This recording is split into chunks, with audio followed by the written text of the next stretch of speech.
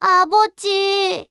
12살 김경호는 아버지의 손을 놓쳤다. 북한군이 밀려오던 그날, 피난길에서 아버지는 가족을 지키려다 총탄에 쓰러졌다. 어머니는 어린 경호와 8살 남동생 성호를 데리고 남쪽으로 내려왔지만 피난민 수용소에서 병을 얻어 2해를 버티지 못했다.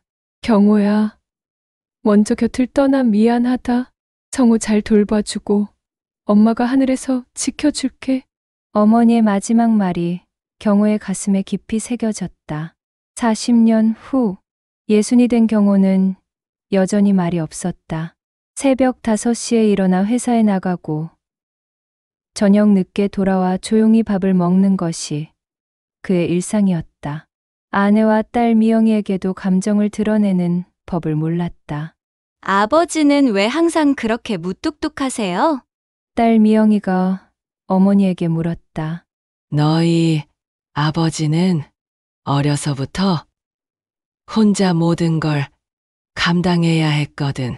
마음속에 아픔이 많으셔. 아내는 남편을 이해했지만 때로는 그의 차가운 표정이 서운했다. 경호는 혼자 있을 때면 종종 어린 시절을 떠올렸다. 남동생 성호를 업고 구걸하던 날들. 추운 겨울밤 둘이 껴안고 잠들던 기억들. 그 시절의 아픔은 그의 마음을 얼려버렸고 사랑하는 법을 잊게 만들었다. 하지만 경호는 가족을 위해 묵묵히 살았다. 성실히 일해서 작은 집을 마련했고 딸을 대학까지 보냈다. 표현은 서툴렀지만 그 나름대로 가족을 지키려 애썼다. 어느 날 저녁, 딸 미영이가 결혼 소식을 전했다. 아버지, 저 결혼해요. 경호는 고개만 끄덕였다. 축하, 인사조차 제대로 하지 못했다. 미영이는 아버지의 무관심한 반응에 서운했지만 어머니는 그날 밤 경호가 혼자 눈물을 흘리는 것을 보았다.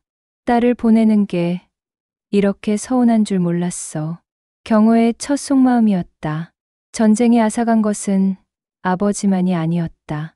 감정을 표현하는 법, 사랑을 나누는 방법까지 모두 빼앗아 버렸던 것이다. 결혼식 날, 경호는 딸을 신랑에게 넘겨주며 어색하게 악수를 나눴다. 그의 얼굴에는 여전히 미소가 없었다. 결혼 1년 후, 아버지, 손자 보러 오세요. 딸 미영의 목소리가 전화기 너머로 들렸다. 경호는 며칠 전부터 긴장하고 있었다.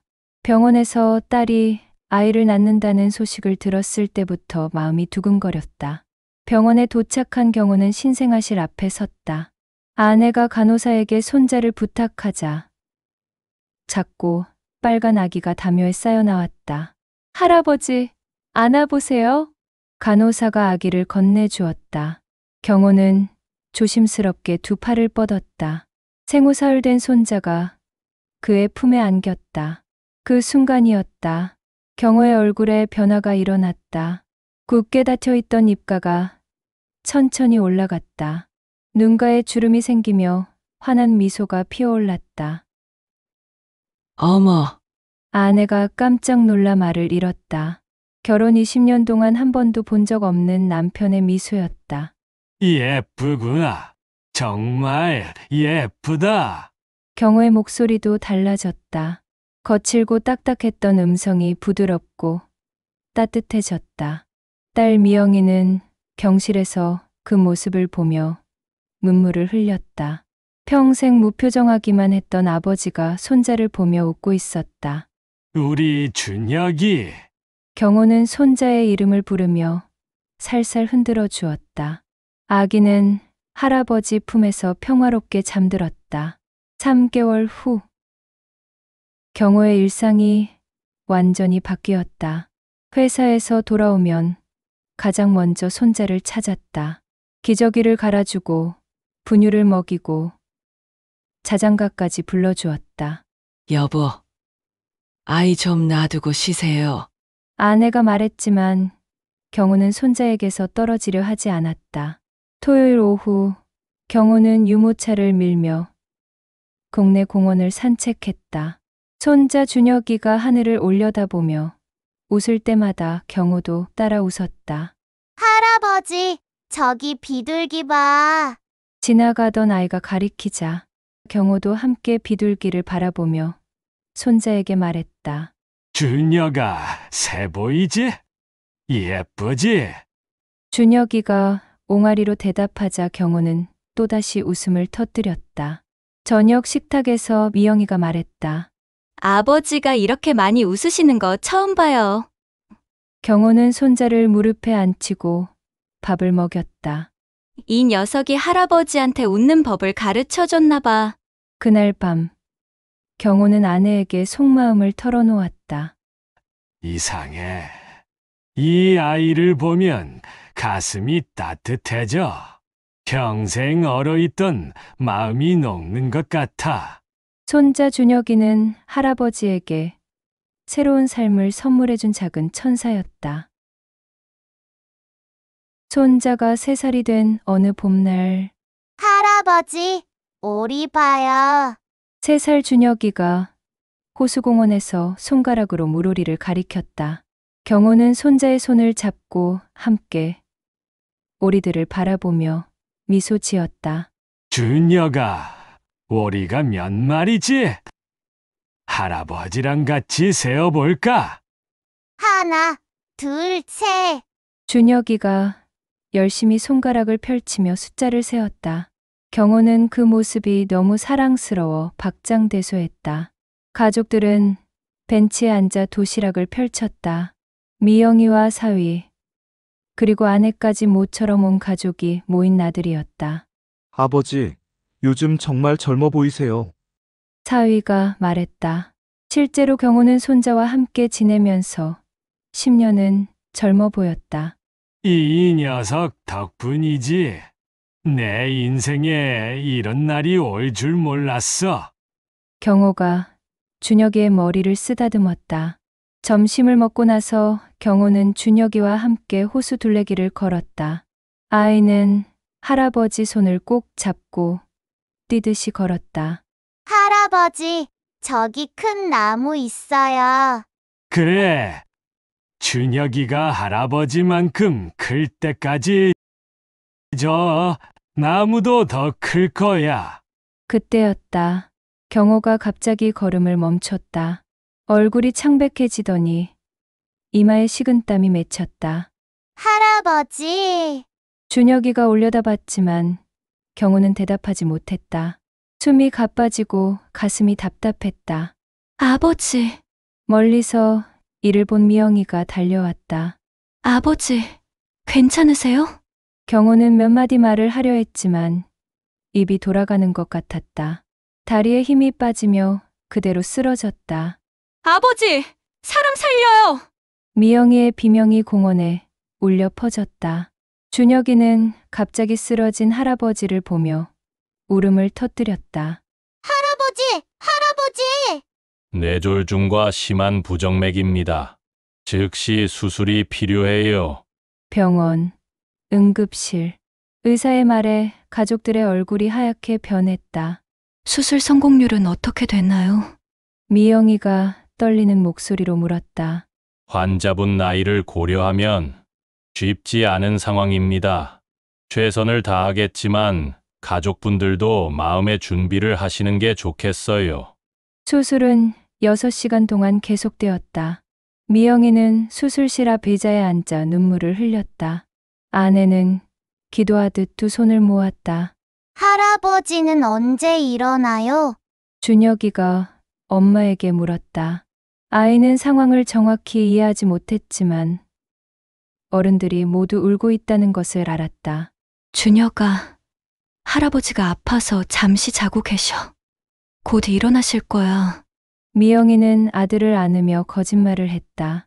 수술이 끝난 후 경호는 중환자실로 옮겨졌다. 온몸에 선들이 연결되고 인공호흡기가 달려 있었다. 의사가 나와서 말했다. 수술은 일단 성공했지만 아직 의식을 찾지 못하고 있습니다. 앞으로 며칠이 고비가 될 것 같아요. 그날부터 경호는 4일 동안 깨어나지 못했다.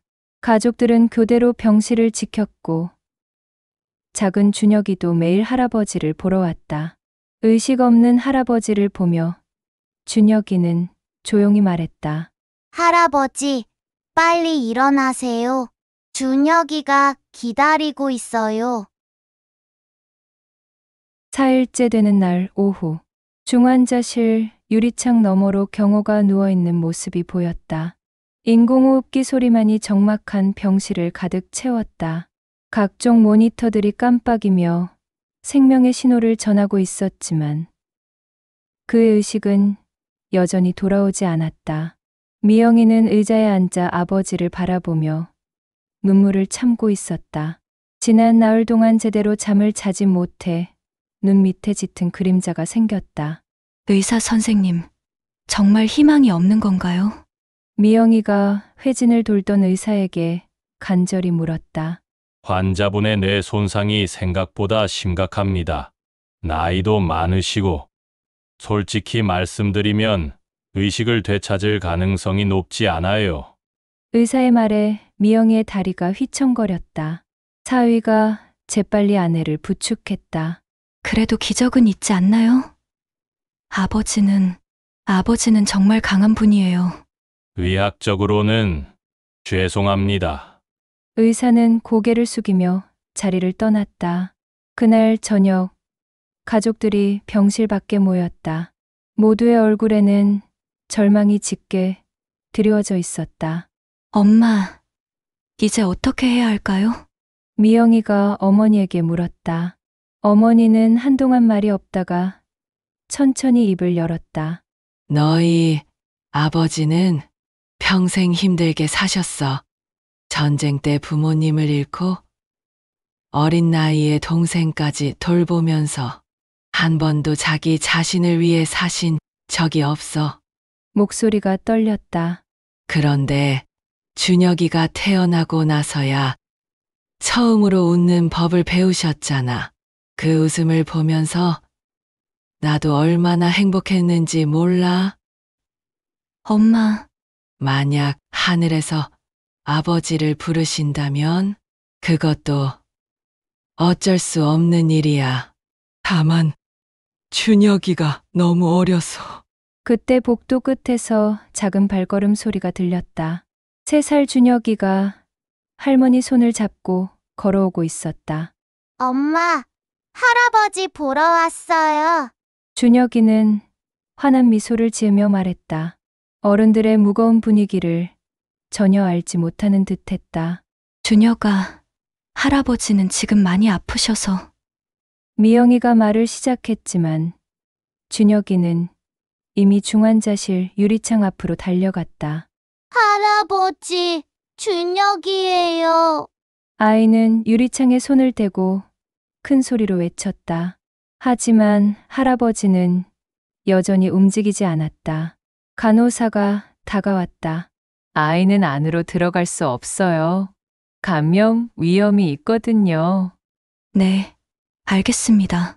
미영이가 아들을 안아 올리려 했지만 준혁이는 고개를 저었다. 엄마, 할아버지한테 말해야 해요. 뭘 말하는데? 할아버지가 일어나 달라고요. 준혁이의 눈이 진지했다. 어른들은 그 순간 가슴이 먹먹해졌다. 준혁아, 할아버지는 지금 깊이 잠들어 계셔서. 아니에요. 할아버지는 준혁이 목소리 들을 수 있어요. 준혁이가 단호하게 말했다. 미영이는 눈물을 참으며 아들을 바라봤다. 이 순수한 아이에게 할아버지가 깨어나지 못할 수도 있다는 말을 어떻게 할 수 있을까? 그럼 할아버지한테 뭐라고 말하고 싶어? 할아버지, 일어나세요. 준혁이랑 공원 가요. 준혁이가 유리창을 향해 외쳤다. 그러나 할아버지는 여전히 조용했다. 할아버지, 오리 보러 가요. 큰 나무도 보러 가요. 아이의 목소리가 복도에 울려 퍼졌다. 지나가던 다른 환자 가족들도 발걸음을 멈추고 그 모습을 바라봤다. 하지만 아무런 변화가 없었다. 준혁이는 잠시 생각하더니 작은 두 손을 가슴 앞에서 모았다. 할아버지, 준혁이가 기도할게요. 그 모습을 본 미영의 눈에서 눈물이 흘러내렸다. 할머니도 고개를 숙였다. 하나님, 할아버지 아프지 말게 해주세요. 준혁의 맑은 목소리가 조용한 복도에 퍼졌다. 할아버지가 일어나서 준혁이랑 놀 수 있게 해주세요. 할아버지 없으면 준혁이 너무 슬퍼요. 아이는 진심으로 기도했다. 눈을 꼭 감고 작은 손을 모은 채 온 마음을 다해 기도했다. 할아버지, 제발 일어나세요. 준혁이가 많이 보고 싶어요. 그 순간이었다. 모니터에서 이상한 신호음이 울렸다. 뭐예요? 미영이가 급히 물었다. 환자분의 뇌파가 변화하고 있어요? 간호사가 황급히 중환자실로 들어갔다. 곧이어 의사가 뛰어왔다. 어떻게 된 거예요? 갑자기 뇌파 활동이 활발해지기 시작했어요. 이해할 수 없는 일이에요. 의사가 각종 장비를 확인했다. 그리고 그때 믿을 수 없는 일이 벌어졌다. 경호의 눈꺼풀이 살짝 떨렸다. 저기 봐요. 미영이가 손가락으로 가리켰다. 경호의 눈이 천천히 떠졌다. 처음에는 초점이 없었지만 점차 또렷해졌다. 아버지, 미영이가 유리창에 손을 대며 소리쳤다. 경호는 고개를 천천히 돌려 유리창 너머를 바라봤다. 그리고 그의 입에서 작은 소리가 나왔다. 할아버지, 준혁이가 깡충깡충 뛰며 기뻐했다. 할아버지가 일어났어요. 할아버지가 깨어났어요. 의사는 급히 각종 검사를 시행했다. 뇌압 수치가 정상으로 돌아오고 있었고 심박수도 안정되었다. 이건 정말 기적이에요. 의사가 고개를 저으며 말했다. 의학적으로 설명할 수 없는 일입니다. 뇌 손상 정도로 봤을 때 의식을 되찾는 것은 거의 불가능했는데 미영이는 눈물과 웃음을 동시에 터뜨렸다. 할머니는 손을 모으고 하늘을 올려다봤다. 고맙습니다. 정말 고맙습니다. 30분 후 경호는 인공호흡기를 제거하고 스스로 숨을 쉴 수 있게 되었다. 목소리도 점차 돌아왔다. 의사의 허락을 받아 가족들이 중환자실에 들어갔다.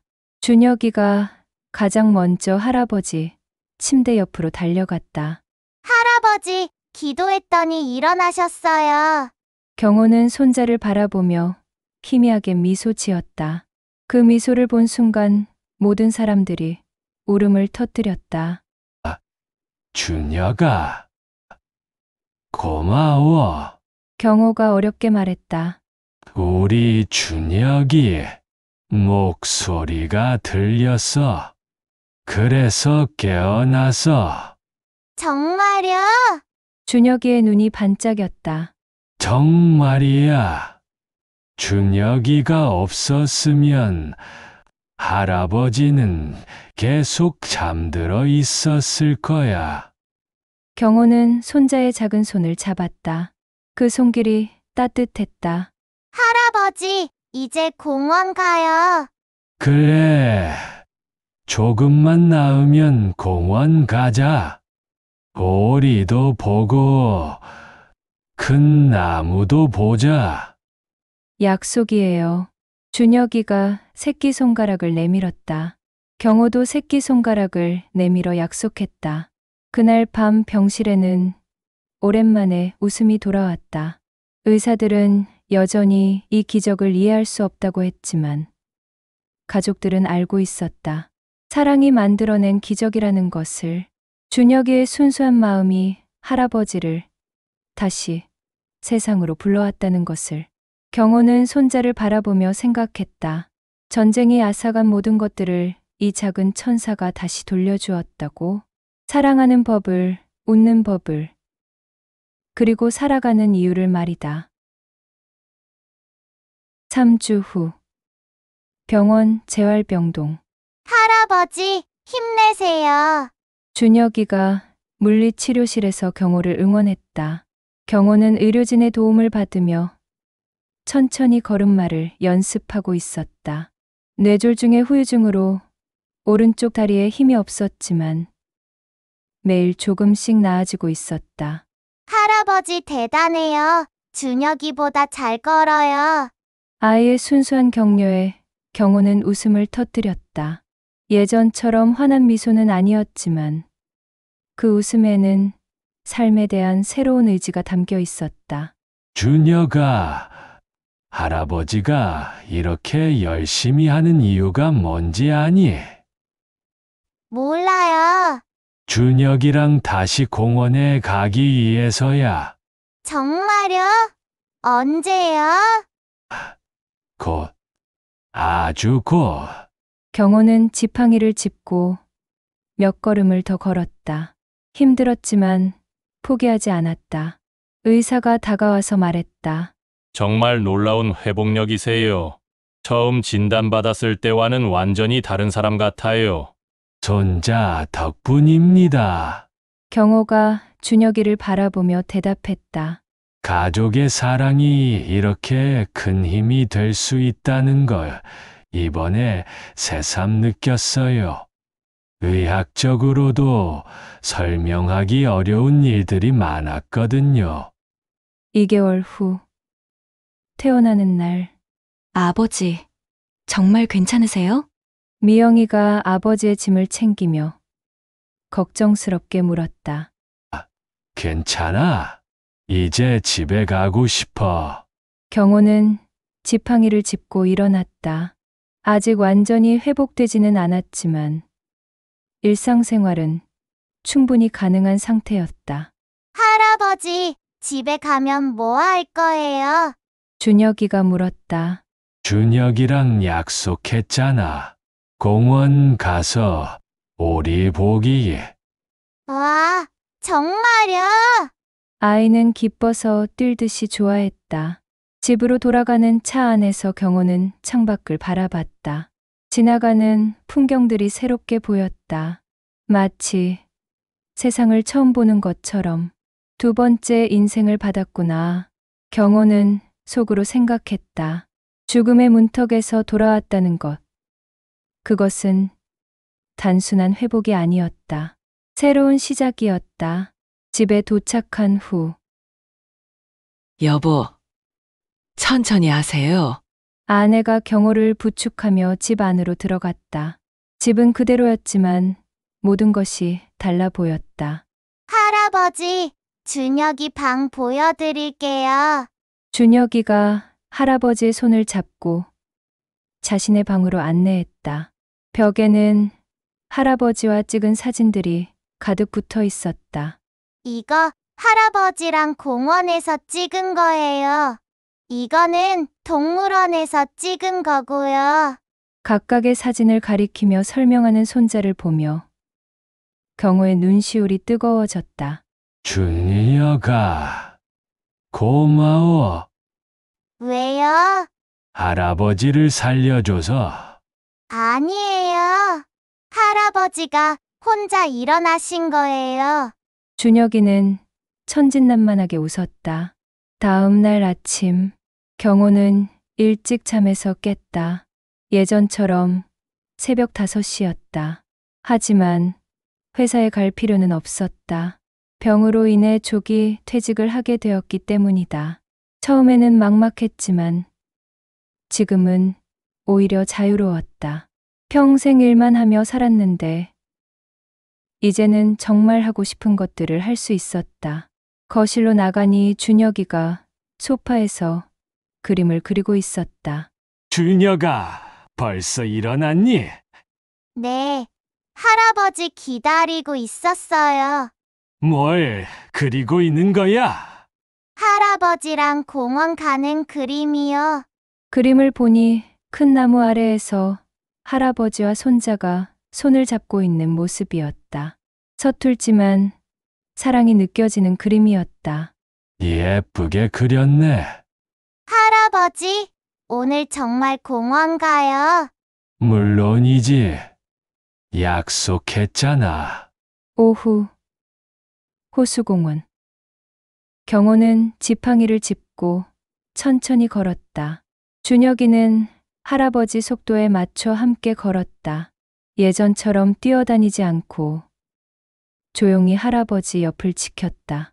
할아버지, 여기가 할아버지 쓰러진 곳이에요. 준혁이가 벤치 앞에서 물었다. 그래, 여기야. 경호는 그날을 떠올렸다. 갑자기 모든 것이 어두워지고 의식을 잃었던 순간을. 무서웠어요? 아니야. 준혁이가 있다는 걸 알았으니까. 경호는 벤치에 앉았다. 준혁이도 옆에 앉았다. 할아버지, 저기 오리들 봐요. 호수에는 여전히 오리들이 헤엄치고 있었다. 봄 햇살이 물 위에 반짝였다. 하나, 둘, 셋, 넷, 다섯. 준혁이가 손가락으로 세었다. 경호는 그 모습을 보며 미소 지었다. 준혁아, 네? 할아버지가 아팠을 때 무서웠지? 준혁이는 잠시 생각하더니 고개를 끄덕였다. 조금 무서웠어요. 할아버지가 깨어나지 않으면 어떻게 하나 생각했어요. 그런데도 할아버지를 위해 기도해줬구나. 할아버지를 사랑하니까요. 아이의 순수한 대답에 경호는 가슴이 뭉클했다. 할아버지도 준혁이를 많이 사랑해. 얼마나요? 하늘만큼, 바다만큼. 우와, 정말 많이네요. 준혁이가 웃으며 할아버지에게 안겼다. 경호는 손자를 꼭 껴안았다. 저녁, 집에서 가족들이 모여 저녁을 먹었다. 미영이와 사위, 그리고 할머니까지 모든 가족이 함께였다. 아버지, 몸은 어떠세요? 사위가 물었다. 많이 좋아졌어. 이제 준혁이랑 놀아줄 수 있을 정도는 돼. 다행이에요. 처음엔 정말 많이 걱정했거든요. 나도 알아. 그런데 이상한 게 아프고 나니까 오히려 마음이 편해졌어. 어떤 의미세요? 미영이가 물었다. 평생 뭔가에 쫓기듯 살았는데 이제는 정말 소중한 게 뭔지 알겠어.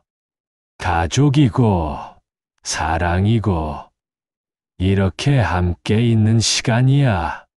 경호의 말에 모두가 숙연해졌다. 그리고 뭔가 깨달았어. 내가 받은 상처만 생각하고 살았는데 사실 내 주변에는 나를 사랑하는 사람들이 이렇게 많았구나. 아버지, 특히 준혁이가 가르쳐 준 거야. 사랑한다는 게 뭔지, 순수하다는 게 뭔지 말이야. 준혁이는 아직 어려서 할아버지의 깊은 말을 다 이해하지는 못했지만 할아버지가 자신을 보며 웃고 있다는 것은 알았다. 한 달 후, 경호의 건강은 눈에 띄게 좋아졌다. 지팡이 없이도 걸을 수 있게 되었고 말도 훨씬 자연스러워졌다. 무엇보다 표정이 밝아졌다. 예전의 무뚝뚝한 모습은 온데간데 없고 항상 미소를 띠고 있었다. 아버지, 정말 사람이 바뀌신 것 같아요. 미영이가 말했다. 바뀐 게 아니야.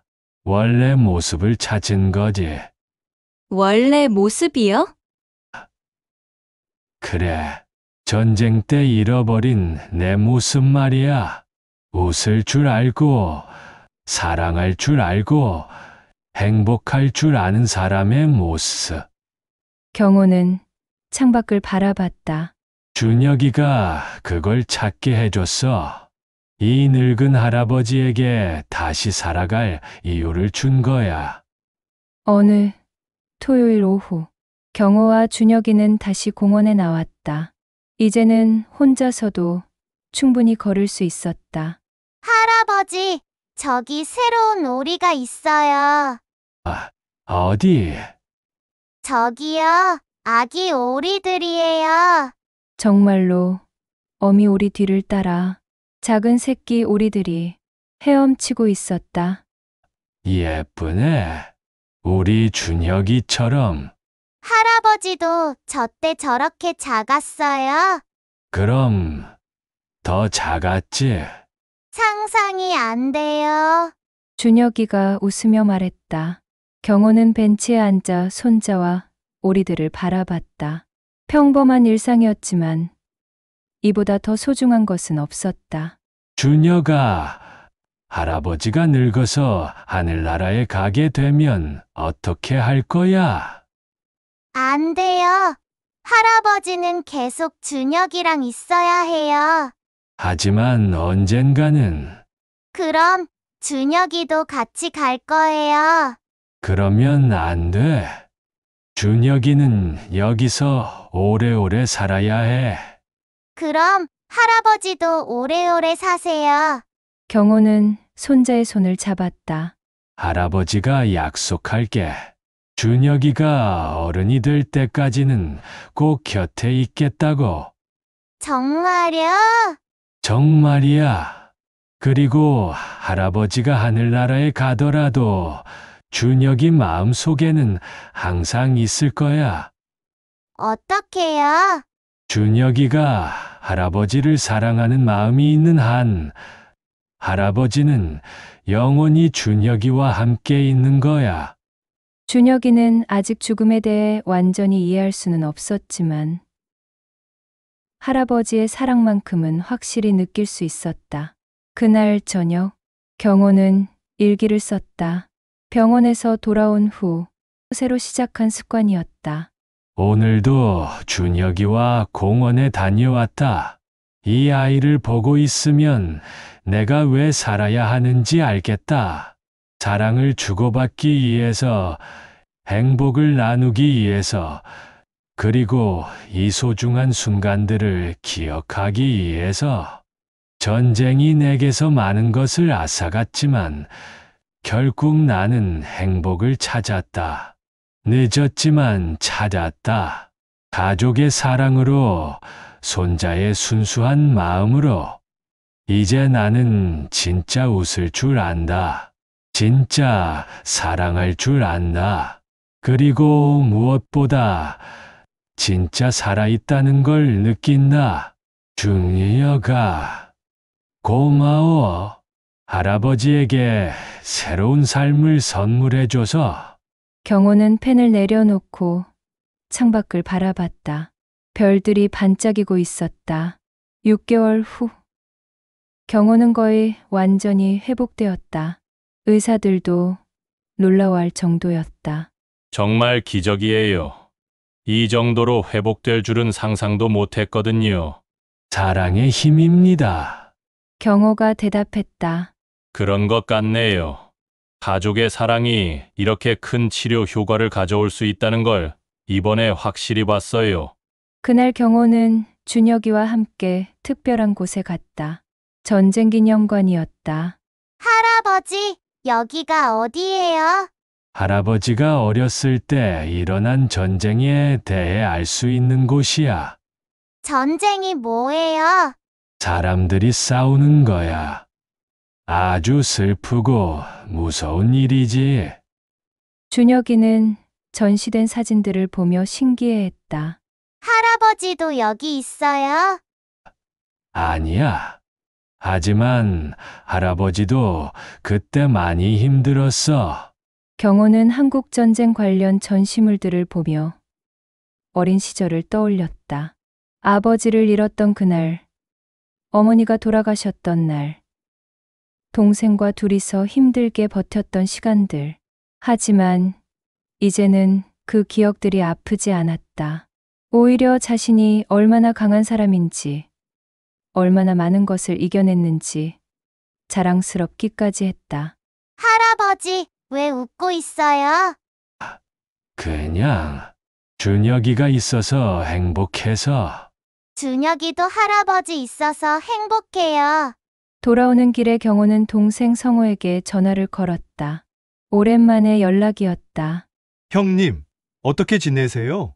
성우야, 나 많이 변했어. 뭐가요? 웃을 줄 알게 됐어. 그리고 사랑한다는 말도 할 줄 알게 됐고. 형님이요? 정말이에요? 그래, 손자 덕분이야. 이 늙은이에게 새로운 인생을 가르쳐 줬어. 정말 다행이에요. 형님이 평생 너무 혼자 사셨던 것 같아서 걱정했거든요. 이제는 괜찮아. 가족이 얼마나 소중한지 알겠어. 1년 후, 준혁이가 4살이 되었다. 키도 많이 자라고 말도 훨씬 늘었다. 경호는 이제 완전히 건강해졌다. 의사들도 더 이상 정기 검진만 받으면 된다고 했다. 생일을 맞은 준혁이에게 경호는 특별한 선물을 주었다. 할아버지, 이게 뭐예요? 할아버지가 쓴 책이야. 책이요? 응. 준혁이와 할아버지 이야기를 쓴 거야. 책 제목은 할아버지의 미소였다. 경호가 몇 달에 걸쳐 쓴 자서전이었다. 준혁이가 커서 이 책을 읽으면 할아버지가 얼마나 준혁이를 사랑했는지 알 수 있을 거야. 지금도 알아요. 그래, 지금도 알지. 하지만 더 확실하게 알 수 있을 거야. 경호는 손자를 꼭 안았다. 준혁아, 할아버지 인생에서 가장 행복한 시간이 언제인지 아니? 언제요? 지금이야. 바로 지금 준혁이와 함께 있는 이 순간. 현재 경호는 80이 되었다. 건강하고 행복하게 살고 있다. 준혁이는 이제 13살이 되어 중학생이 되었다. 키도 할아버지 어깨까지 자랐다. 할아버지, 제가 어렸을 때 할아버지를 살렸다는 게 정말이에요. 그럼 정말이야. 어떻게요? 사랑으로, 순수한 마음으로. 준혁이는 이제 그때의 일을 더 명확하게 이해할 수 있었다. 할아버지, 저도 나중에 할아버지처럼 강한 사람이 될 수 있을까요? 당연하지. 준혁이는 이미 충분히 강해. 어떻게 알아요? 4살 때 할아버지를 살렸잖아. 그보다 더 강한 게 어디 있어? 경호는 손자를 바라보며 생각했다. 이 아이가 자신에게 얼마나 큰 선물을 주었는지, 단순히 생명을 구해준 것이 아니라 진짜 삶을 살 수 있게 해준 것이. 전쟁이 남긴 상처들은 이제 완전히 아물었다. 그 자리에는 사랑과 희망이 자리 잡았다. 경호는 매일 아침 눈을 뜰 때마다 감사했다. 이 아름다운 세상에서 사랑하는 가족들과 함께 살아갈 수 있다는 것에, 그리고 무엇보다 웃을 수 있다는 것에. 할아버지의 미소는 이제 영원히 사라지지 않을 것이다. 왜냐하면 그 미소 속에는 손자의 사랑이, 가족의 따뜻함이, 그리고 삶에 대한 깊은 감사가 담겨 있기 때문이다. 시청해 주셔서 감사합니다. 구독과 좋아요는 큰 힘이 됩니다.